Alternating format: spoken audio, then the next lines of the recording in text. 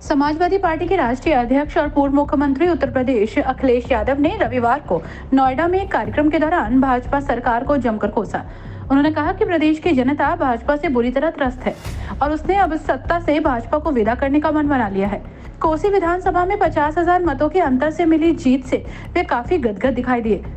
पूर्व मुख्यमंत्री अखिलेश यादव समाजवादी छात्र सभा के पूर्व जिला अध्यक्ष प्रिंस यादव के दादा किस्ना सिंह और दादी हीरा रे की मूर्ति का अनावरण करने नोएडा सेक्टर 73 स्थित सरफाबाद गांव पहुंचे थे।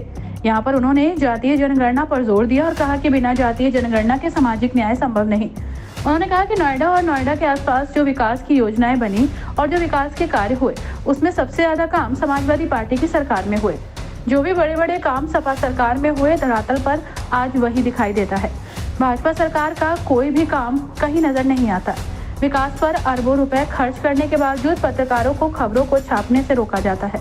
पत्र लिखकर बड़ी बड़ी डिग्रियां लेने के बावजूद प्रदेश का युवा रोजगार और नौकरी को लेकर परेशान है। उत्तर प्रदेश को $1 ट्रिलियन की इकोनॉमी बनाने के लिए जितने भी MOU साइन हुए हैं उसका 10% भी जमीन पर नहीं पहुंचा। सड़कों से पशु आज भी नहीं हटा पाए। हर दिन कोई न कोई घटना होती है जिसमें जानवर की चपेट में आने से एक व्यक्ति की मौत हो जाती है। किसानों की समस्याओं पर बोलते हुए उन्होंने कहा कि किसानों को सबसे ज्यादा मुआवजा देने का काम सपा सरकार ने किया। भाजपा सरकार किसान की जमीन लेकर मुनाफा कमाना तो चाहती है मगर इन किसानों को मुनाफा देना उसे पसंद नहीं। और जाति जनगणना अब तो हर तरफ से ये बात आने लगी है कि जाति जनगणना हो और जाति जनगणना के बिना समाज न्याय संभव नहीं है। जो चिंता समाजवादियों की थी और जो आंदोलन लेकर के समाजवादी लोग चले थे, जो PDA के रूप में और स्ट्रेटजी का पार्ट जो इंडिया का बन रहा है, मुझे उम्मीद है कि देश की जनता इस बार भारतीय जनता पार्टी को हटाएगी और खासकर उत्तर प्रदेश की जनता ने मन बना लिया है कि अब भारतीय जनता पार्टी को उत्तर प्रदेश से हटाएंगे। कोसी विधानसभा में जो परिणाम आया है वो 50,000 ही हार है। कोई कल्पना नहीं कर सकता था। जहां मुख्यमंत्री, डिप्टी CM और अधिकारी से लेकर के पुलिस को वोट के लिए लगाया गया, उसके बावजूद भी जनता खड़ी हुई और जनता ने भारतीय जनता पार्टी को 50,000 ही हार दिलाई है। अखिलेश जी, आपने अभी एक बयान दिया हाल ही में, नवरात्रि में आप लोग कैंडिडेट उतारेंगे, VIP कैंडिडेट। वो कौन से कैंडिडेट है? ये पत्रकार साथी, आप ही का एक पत्रकार साथी कह रहा था, वो बड़े चैनल का पत्रकार था, उसने कहा कि भारतीय जनता पार्टी ने ये बनाया है कि VIP सीट इस बार हराई जाएंगी। तो अगर VIP हमारे हैं तो VIP उनके भी हैं। तो हमने भी स्ट्रेटेजी बनाई है कि यही PDA मिलकर के भारतीय जनता पार्टी की VIP सीटों को हराएंगे और जब अच्छे दिन आएंगे तो आप नाम देख लेना, घोषित हो जाएंगे हमारे भी। अगले से जो चिन्हित करी है आप लोगों ने? हमने पूरी चिन्हित कर ली है सीटें। कैसे कैसे लड़ना है, कौन सा दल साथ रहेगा, ये होमवर्क तो करते रहना पड़ेगा। अगर आप होमवर्क नहीं करेंगे तो बीजेपी से कैसे मुकाबला करेंगे आप? अखिलेश जी, इंडिया आप संसाधन है उसके पास। अखिलेश जी, इंडिया की बात कर रहे हैं, इंडिया गठबंधन की आपकी, उसमें कांग्रेस आप आमने सामने है। पंजाब में इस तरीके से बिखराव आ रहा गठबंधन में। MP में भी, पंजाब में क्या हो रहा है जी, या और प्रदेशों में क्या होगा, लेकिन मुझे उम्मीद है कि रास्ता निकलेगा जी। और रास्ता इसलिए भी निकलेगा कि जितने भी दल अगर आमने सामने हैं वो सभी भारतीय जनता पार्टी को हराना चाहते हैं। मध्य प्रदेश में हैं अगर तो समाजवादी लोग सहयोग करेंगे बीजेपी को हराने के लिए, जहां हमारी पार्टी का संगठन है। इसीलिए मैं अभी कुछ दिन पहले गया था कि हमारी पार्टी और संगठन और वहां के कार्यकर्ता क्या चाहते हैं उनको एसेस करें।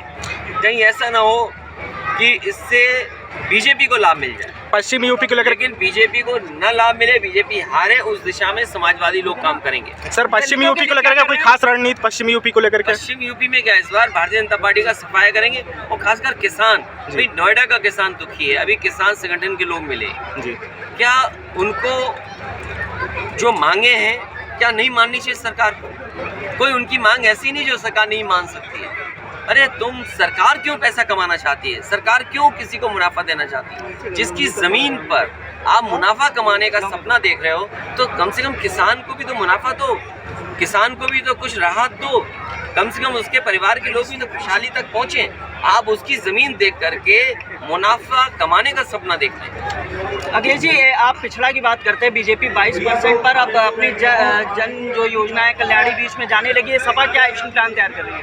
क्या बीजेपी कर रही है? बीजेपी 22% जो पिछड़ा है उनके बीच में अब जाकर जाने लगी है। सपा का क्या प्लान है? देखिए, जाने न जाने से अभी कितने दिन हुए हैं, अभी हार से बीजेपी उभरी नहीं है। घोसी की जनता ने जो हराया है उसी हार से उभरी नहीं है। अखिलेश जी, जयंत को लेकर के कोई संशय है कि बहुत अफवाहें चल रही संशय नहीं है हमें, जो हमारा गठबंधन है हमें कोई संशय नहीं है। आपको हो सकता लगता हो, पत्रकार साथियों को संशय हो, हमें कोई संशय नहीं है। चंद्रशेखर आजाद को आप साथ में लेंगे? हमें कोई संशय नहीं है। चंद्रशेखर आजाद को बीजेपी को हराना चाहेगा उन साथियों को इंडिया जो गठबंधन है, सीटों का बंटवारा कब तक होने की उम्मीद है? सीटों का बंटवारा कोई बहुत बड़ी चीज नहीं है, कुछ स्वीकार उन्हें करना है, कुछ स्वीकार हमें करना है। अध्यक्ष जी, आप कौन सी सीट से चुनाव लड़ेंगे? हमारे पास बहुत चॉइस है, बताओ कहाँ से लड़ जाए। सबसे पसंद कौन सी सीट है? नोएडा से लड़ जाइए आप। सबसे ज्यादा से जीतेंगे। नोएडा से लड़िए, नोएडा से लड़िए आप। नाम बतलाओ मुझे, लाना चाहते हो तो आपकी मर्जी। अखिलेश लड़ेगी बहुत मजबूती से। नोएडा में उम्मीदवार कोई? नोएडा से पार्टी बहुत मजबूती से लड़ेगी। देखा नहीं आपने मंच कितना बड़ा, सब कार्यकर्ता जोश और कब से इंतजार कर रहे हैं सब। आज आप भी ज्यादा आत्मीय नजर आए कार्यकर्ताओं के साथ में। इमोशन समाजवादी पार्टी में, समाजवादी पार्टी के इमोशन का कोई बीट नहीं कर सकता। हमें इसी एनर्जी को ऊपर कैसे संगठन और कैसे साथ लेकर के बीजेपी को हराना, इतना सा काम करना है। बहुत धन्यवाद।